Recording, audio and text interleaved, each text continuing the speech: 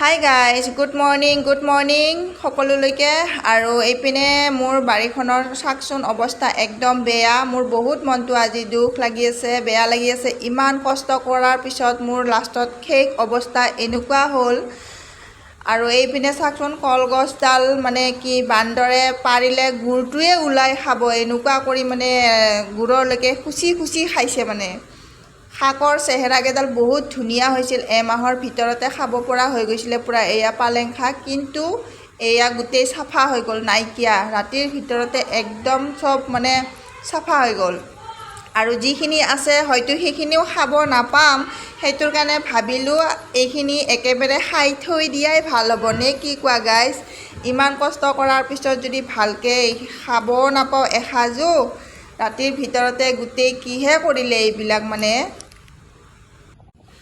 এই লাই শাক আৰু পালেং শাকখিনি মই এতিয়া গোটেইখিনি ছিঙি লওঁ, তাৰপিছত কি ৰেচিপি বনাওঁ, কেনেকৈ বনাওঁ আপোনালোকে চাই থাকক, মই বনাই থাকোঁ নে কি কোৱা গাইজ?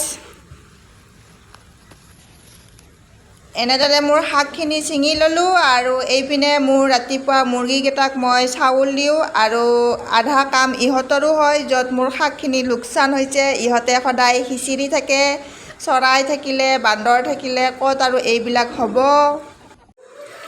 আৰু এয়া গাহৰি মাংসখিনি মই বঢ়িয়াকৈ একদম ভাজি লৈছোঁ শুকানকৈ। ইয়াত মই একো দিয়া নাই, অকল আদা নহৰু আৰু পিঁয়াজ, অলপমান জিৰা গুড়া দিছোঁ। এনেকৈ মই এইখিনি ভাজি ল'লোঁ। আৰু এই কেৰাহীতে মই এতিয়া কাটি থোৱা লাই শাকখিনি ইয়াতে এনেকৈ দিলোঁ। তাৰপিছত ইয়াত মই একো নিদিওঁ, ইয়াত মই অকল নিমখ আৰু এয়া ক'লা খাৰ দিম। আৰু লগত দিছোঁ এয়া অকণমান বটি থোৱা আদা নহৰু। ক'লা খাৰে শাকখিনি গলাই দিছে ধুনীয়াকৈ। ইয়াত মই দিছোঁ এতিয়া পানী, আৰু পানীখিনি গৰম হোৱালৈকে মই অলপ টাইম ৰখিম। আৰু এইপিনে জিকাই থোৱা চাউলখিনি মই বঢ়িয়াকৈ মিক্সিত গুড়া কৰি ল'লোঁ। তাৰপিছত এইপিনে গৰম হৈ অহা পানীখিনিত মই এনেকৈ দিলোঁ গুড়া কৰি লোৱা চাউলৰ গুড়াখিনি। আৰু এতিয়া এইখিনি উতলি অহালৈকে মই অলপ টাইম ৰখিম। ৰখাৰ পাছত মই যিখিনি গাহৰি মাংস মই ভাজি ফ্ৰাই কৰি থৈছিলোঁ, সেইখিনি মই এতিয়া ইয়াত বঢ়িয়াকৈ ঢালি দিলোঁ। গাহৰি মাংস নোখোৱাবোৰে ইয়াত মুৰ্গীৰ মাংসও দি খাব পাৰে আৰু মাছো দি খাব পাৰে। এইখন ৰেচিপিত অকল গাহৰিয়ে বুলিয়ে নহয়, ইয়াত মুৰ্গীও দি খাব পাৰে আৰু মাছ দিও খাব পাৰে, খাব ধুনীয়া হয়। আৰু এনেকুৱা ৰেচিপিটো আমাৰ বিশেষভাৱে বড়োবিলাখনৰ ঘৰত পোৱাই যায়। এইটো আমি বড়োবিলাখনে অনলা বুলিয়ে কওঁ। এইদৰে মোৰ ৰেচিপিখন ৰেডি হৈ গ'ল। আজিৰ ৰেচিপিখন এইখন লাই শাক, গাহৰি মাংস আৰু পিঠাগুড়িৰে বনোৱা ৰেচিপি হয়।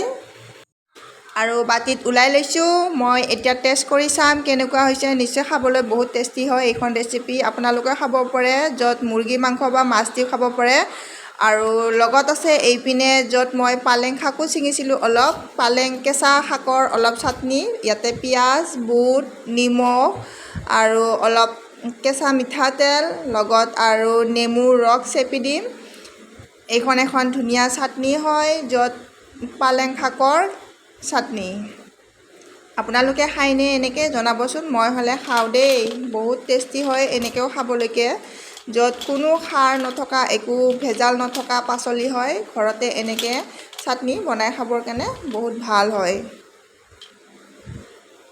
গতিকে আজিৰ ভিডিঅ'টো ইমানতে সমাপ্ত কৰিলোঁ। Bye bye guys.